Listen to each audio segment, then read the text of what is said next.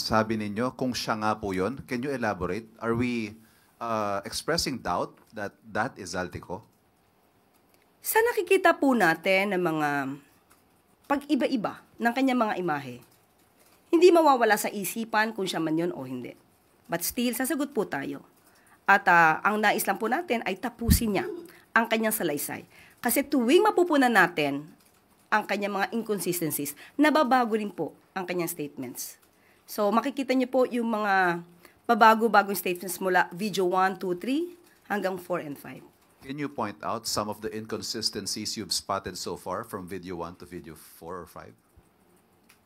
Unang-una,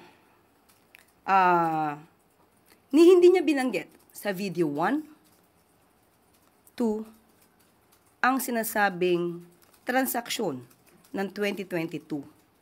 Maliwanag na ang binanggit niya na nagsimula daw ang kanyang pakikipag-usap di umano kay Secretary Mina Pangandaman 2024. So nung napuna ang mga inconsistencies, nabago ang kwento.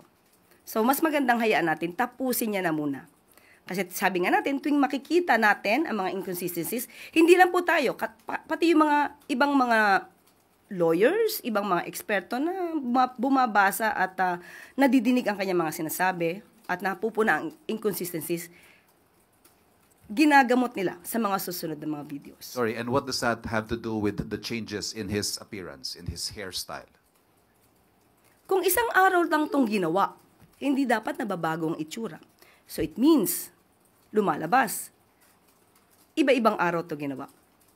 At malamang, ay bumabase sila sa reaksyon ng tao.